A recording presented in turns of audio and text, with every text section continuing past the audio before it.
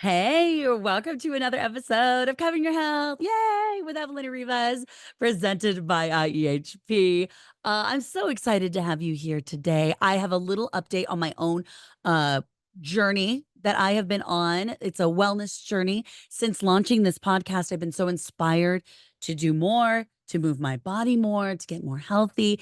And I think I told you quite a few episodes ago that I was training for a half marathon and I completed it last weekend. So I feel so good. I have to tell you, I finally feel like I can do it again. I was nervous I wasn't going to be able to. It had been 8 years since I got out there on the course and I did a Run Disney one.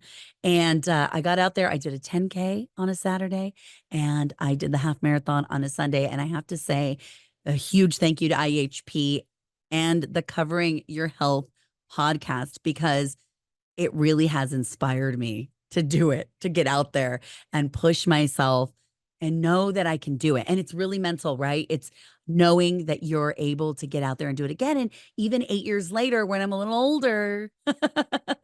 So, speaking of getting a little older, that's what we're going to be talking about today. We're going to talk about the world of aging. I know it's a word that sometimes you go, "Ugh," and then other times you go, yeah, I like aging. It depends. It's all perspective. And actually, we're going to talk a lot about that perspective right there. It can be scary, but there are some beautiful organizations like the Inland Coalition on Aging. And today's guest, Dr. Michelle Fang, they're working to help really with these uncertainties about aging, creating more awareness and the importance of really caring for the aging population, which includes ourselves and will include ourselves one day, right? Now, here in the Inland Empire, it's estimated that the number of residents aged 60 and older is projected to triple in the coming years for various reasons, including making ends meet on a fixed income to affordable housing.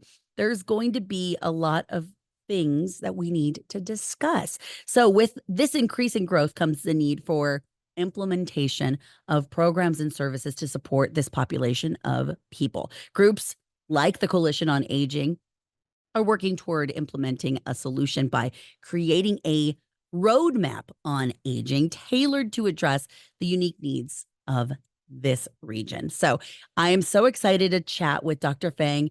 She is getting in on the action by providing key insights into how we individually support the aging population and the golden years of our life, and really the caregivers that are going to have to really be there for our aging loved ones or for us. Welcome to Covering Your Health, a wellness podcast dedicated to covering all areas of living a healthy and happy lifestyle. From healthy hearts to understanding health plans and everything in between, each episode will provide you with a better understanding of managing your health, preventative care, and staying on the right path for your family's wellness journey. The Covering Your Health podcast is presented by IEHP. Now, your host, Evelyn Rivas. Well, let's get right into it. Welcome, Dr. Michelle Fang. Hello. Hi, Evelyn. Nice to be here. I am so excited to talk to you today because I really feel like this is one of those topics that needs to be discussed because at some point, everybody's going to understand. Everyone will need a little knowledge on aging, really. Right? Now, before we get into everything, I want to hear all about you. Tell me how you went into this line of work. Is this something, is aging something always that you've always had in the back of your mind since you were young at like 11 years old? No, but yeah, but yeah, absolutely. So I've always been interested in understanding why people do what they do, right? So the human behavior part, that's something I've always had an interest in, and I became interested in the field of psychology from just taking a college course. Mhm. So abnormal psychology, the professor at UC San Diego, he was so good. Oh, nice. And I just like, he It's just had these real life stories. Yeah. Oh, that it was called abnormal psychology? Yes, yes. Oh, yeah, that sounds fun. That sounds Yes, I was just like understanding all the like the breadth of like human ability and human behavior, right? Yeah. So it was great. I knew I wanted to get into the field. So I went to USC for graduate school, and I was interested at that time in depression, like understanding depression. And it just so happened that my advisor at the time was the dean of the gerontology school. Mm, So okay. USC is one of the first gerontology and geropsychology programs in the US. So there's a lot of history there. There's great people, passionate people researching the subject of aging, aging well, the process of it, the Yeah. challenges that come with it. And so a lot of my kind of specialization was due to opportunity. Mm, So just mhm. seeing what was available, and my advisor was saying, this is going to be a really important topic. It is already, but people aren't talking about it. Not But enough. it's Right. going, yes, not enough, and it's going to be. And so that's how I got into it. And then in terms of the therapy piece, as a trainee, I started talking to older adults and who were often caregivers, and I loved being able to sit with people and hear their experience, Mm, their challenges, their strengths, and often like helping people to find themselves again. yeah. Um, and so personally, so there's that part, the therapy piece, kind of going into the Gero world. And personally, I had a grandmother, my mother's mother, and she had Alzheimer's disease and lived with us for some period of time. And I saw the way that my mom and the family, cared for her, and a lot of the emotional aspects of that, right? Yeah. So caregiving, the emotional parts kind of stick with us even after the caregiving's over. So Yeah. there's all these phases, and it stuck with me too. So I think about that a lot when I do the work that I do. Yeah. Oh, that's special. And I do feel like, caregivers, sometimes we go, "Oh, it's a special person that is a caregiver," right? Which we all know that. But you don't realize that you're probably going to end up being one. Even if you think it's for somebody else, you're probably at Yeah. some point in your life going to be one. And of course, if you're a mom, you know what that's like already, or a dad. But then you forget about how you may be, in a sense, mothering and fathering your own parents at some point. The unexpected Caregiving. career, right? Yeah, right, exactly, the thing you weren't sure you trained for ever, but all of a sudden, there you are. Can we elaborate a little bit on your work you're a geropsychologist? Is that how Yes. you say it? I was Yeah, like, yeah, "Oh, yeah. man, that's a big word. That's I don't know. I don't know." yeah, yeah. So what is a geropsychologist? Yeah, what is And that? yeah, so in the same way that there are psychologists who specialize in working with children or teenagers, so there are issues that come up within like different life stages. Yeah, yeah, And so geropsychologists are specialized in working with older adults or common issues that come up as we get older, right. and often that includes family, right? So Yeah. some common issues, for example, um, anxiety related to health concerns, Oh, fear yeah. of falling. After retirement, sometimes retirement can be a risk factor for depression. Mhm, Caring mhm. for a partner, managing medical conditions, Alzheimer's disease, grief and loss, all of these different things that are not because of aging, but are more common as you get older. Right, okay. Yeah. So that is what you work on. You focus on the emotional side of what is Yeah. happening as you It's age. like all the stuff that's right under the surface, Yeah. and that we don't tend to want to talk about in our society, especially. But it affects all of us, right? And so, actually, for me, a lot of my work has been in skilled nursing facilities. Mhm. So I started my career as a staff psychologist at Executive Mental Health, the company I work for, Yeah. and providing bedside therapy and assessments to residents who are, having a difficult time in there. Just that's just as important as the aches and the pains, or the things we think, "Oh, that's important. Oh, my back, my hip, I'm aging." These things. Yeah. It's the mental and it's the things that are causing, sometimes your aches and pains actually are from some of that mental They're stuff, like right? this, right? Yeah. Yeah, yeah. The Man, mind body is so connected. Yeah. and maybe that's one of those misconceptions. Let's talk a little bit about that. What are some misconceptions about aging that you're really hoping that you get to tackle with your own work? Oh, yeah, it's a great question. So I'll say three things. So the first is there's this misconception that depression is a normal part of aging. Oh, So, I think whether we think of it directly or indirectly, this idea that like, well, at a certain point, this person's depressed. Okay, well, they're old, right? yeah. And it's just not true. There are thriving 80-year-olds and there are 20-year-olds that are struggling, and Yes, vice of course. versa, right? um and the reality is the more we live, the longer we live, the more experiences that we have, and some of those experiences are tough. Some people that are we are close to pass away, and we grieve, and but that's not the same as being depressed when we get older. So that's one thing. And the Okay. second is, I'd say, that this idea that dementia is a normal part of aging. So a lot of people, they think someone's older and Yeah. they're kind of like cognitive impairment, and they say, well, they're older, so that's just how it is, and it's not. Um, Increasing age is a risk factor for developing certain kinds of dementia, like Alzheimer's disease, but it's not a normal part of aging. So I'd say that's the Those are the second key ones piece. right there. Yeah, Yeah. those are the key ones. And then the third that I think is related to these first two is the idea that we have in our society that aging is in general like downhill, right? And so if we Yeah. think that aging is downhill, of course it's scary and people don't want to talk about it and we want to do like anti-aging everything, right? But the reality is that we live in an ageist society that tells us aging is downhill. That's true. Gosh, and it's sad because aging is such a gift. Aging is just living, right? Aging is living. There's so many people who don't get to, and you're So many getting people. to. Yeah. Okay, that's those are three, yeah, very, very common, I would say, misconceptions for sure. I think a lot of people do realize when they're getting older that things are going to change, right? Their memory is going to change. It isn't dementia necessarily, though. Like, and those are the things that I think because we see it and it's focused on with people that are older, you think, Hmm. oh, that's how it's going to be for me. Yeah, And we have this like assumption that if somebody has a mess up or they forget and they look older, it's like, oh, they have some, the automatic thought is yeah, like, oh, are they okay? But if it happens to a 20-year-old, it's like, oh, maybe they just, had a bad night's sleep or something. yeah, forgetful. That's Yeah, it. That's what we right. call them. Oh, they're just forgetful. Yeah, That's like me exactly. going and looking for my keys. Where are they?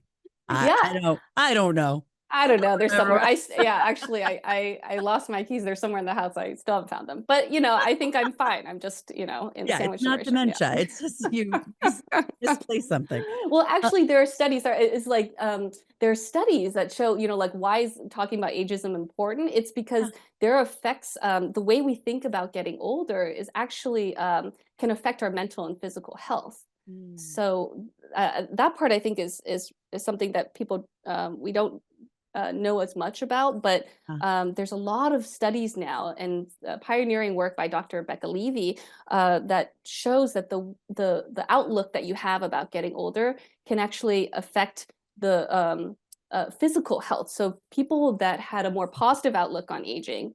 lived on average 7.5 years longer than people that had a negative outlook on aging.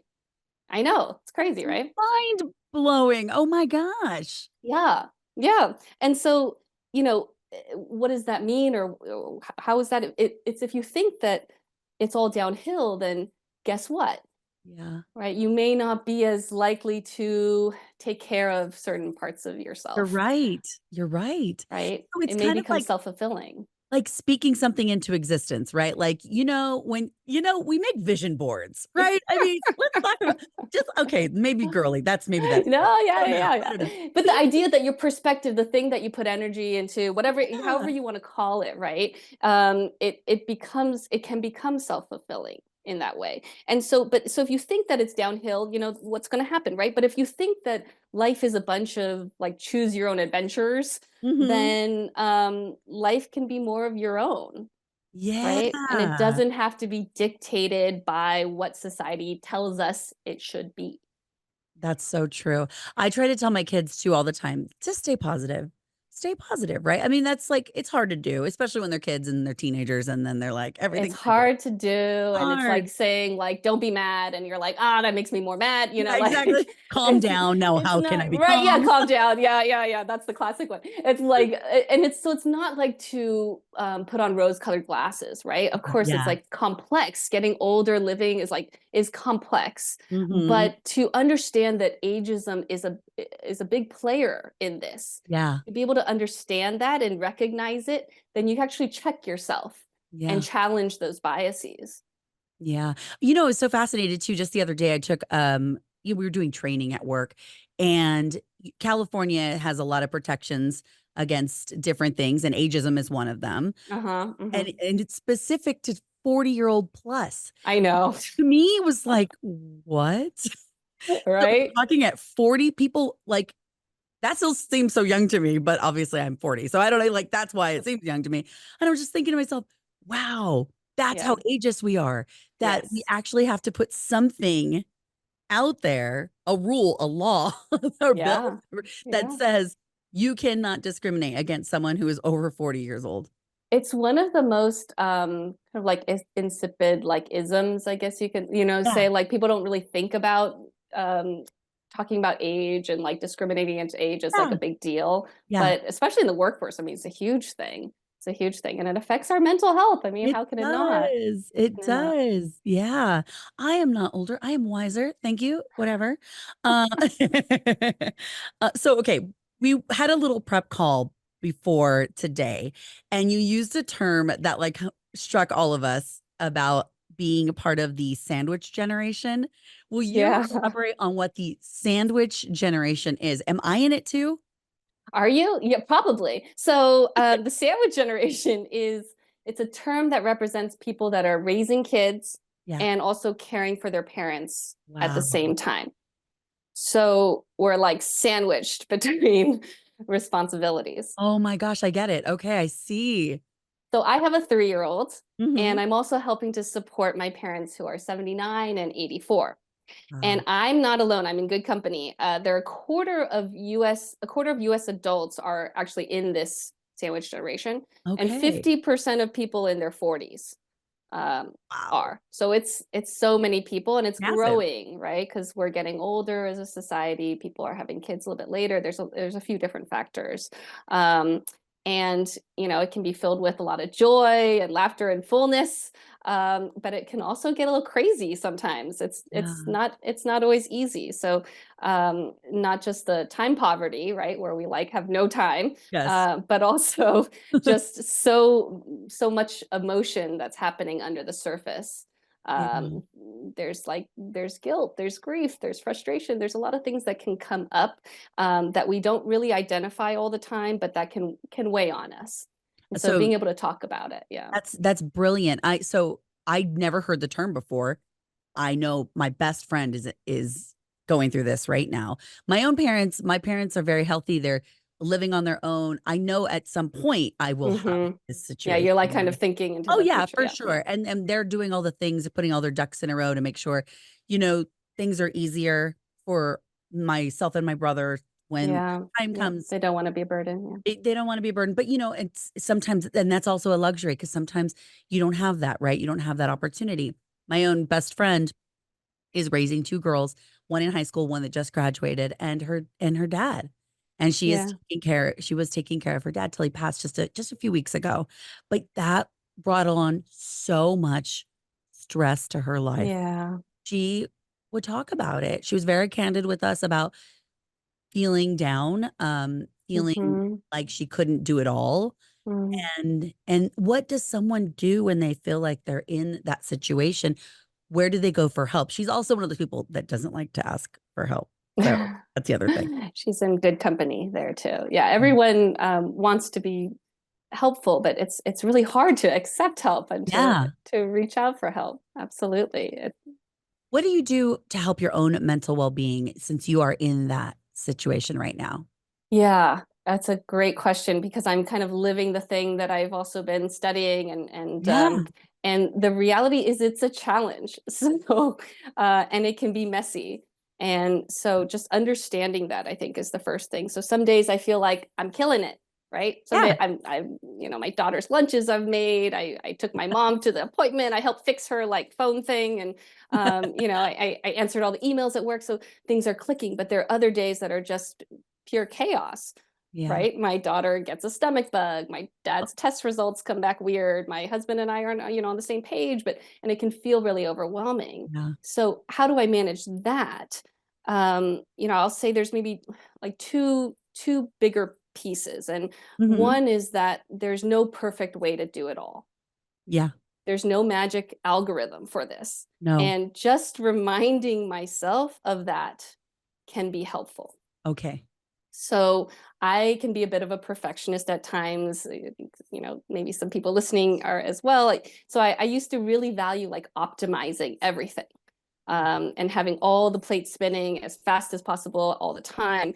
But optimizing all the time with all of these responsibilities is a recipe for burnout, Yes, it is. right? And so knowing that, and to know that there's no perfect way, it takes some of that self-imposed burden off Yeah. to It's o say, You I'm can do doing your what I best can and do. it's okay. Yes, you're doing the best you can. I'm sorry, I didn't mean to cut you off, but I was Yeah, like I was no. right there, I was hanging on your word. Yes, yes, that's right. I'm doing the best I can. This is Doing the the best that best I I can can.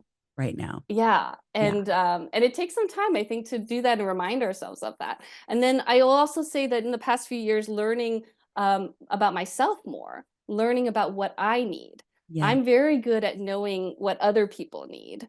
I'm very attuned to understanding other people's feelings. Mhm. That's part of being in the profession. That's also, I think, partly being a woman too. Yes. But it's been work and understanding what helps me, right? What triggers me, because I'm human and I can Yeah. be, affected by my family, saying a certain thing or whatever it is, right? We all can. That's what happens. But to know what actually helps me, the other day had this like felt this anxiety for something I can't even remember. And I knew the thing that I needed to do was actually just get out of my head and into my body.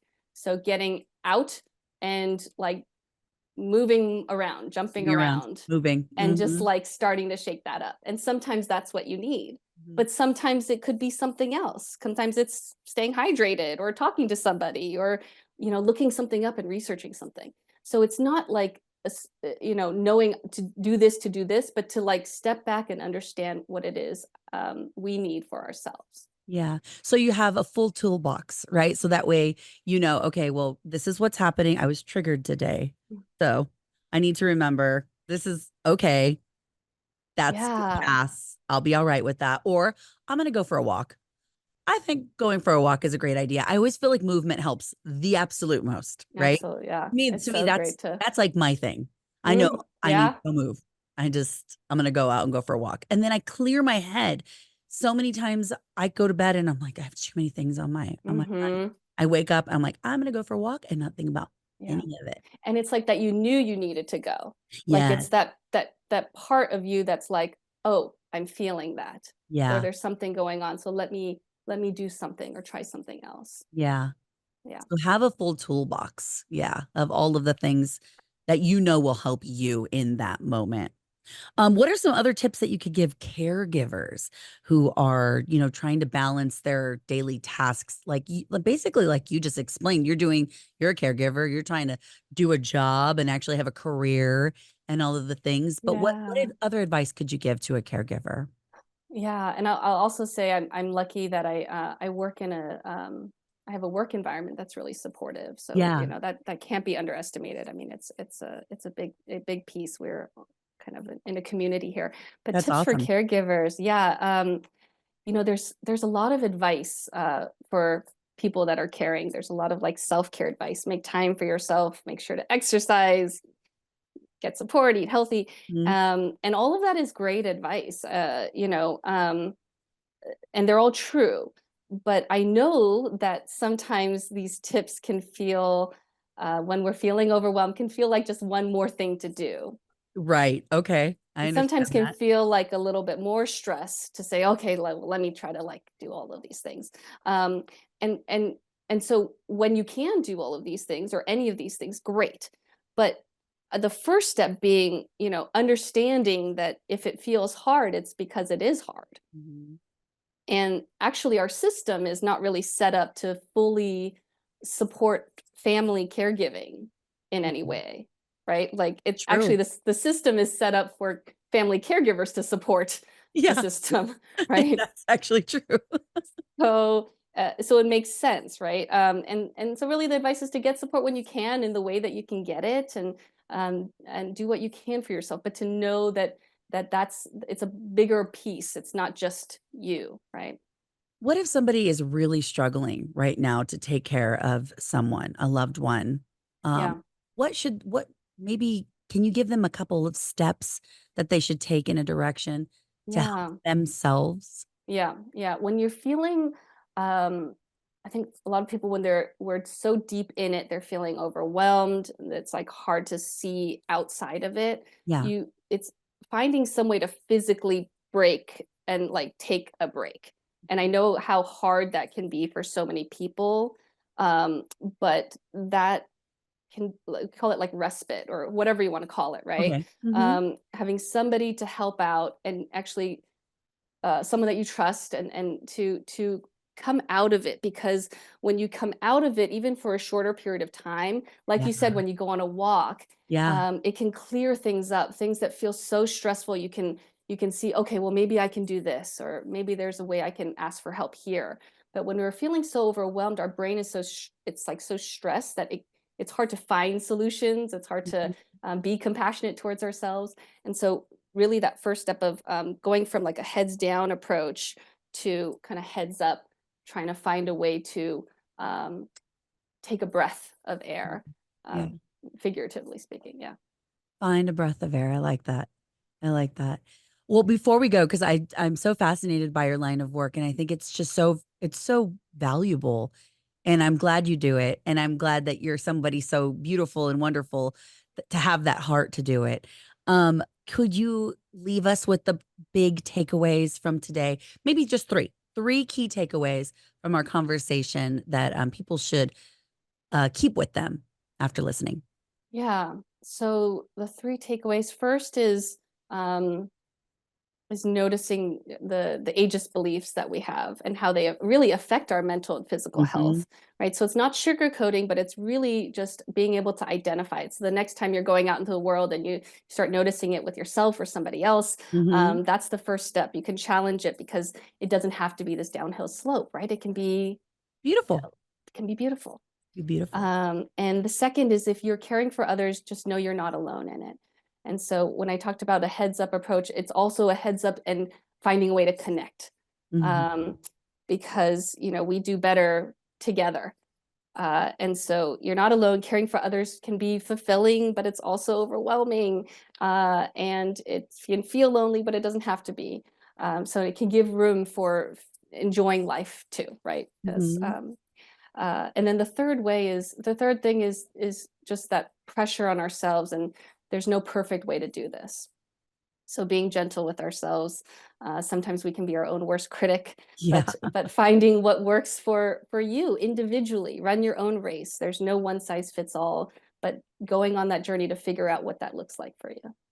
Oh, so beautiful. That's well put. I really do think noticing the ageism kind of sparks the rest of it, right? So Yeah, notice how that is being portrayed in society right now and in your own workplace and in your own family dynamic. That's step one. And I think that's beautiful.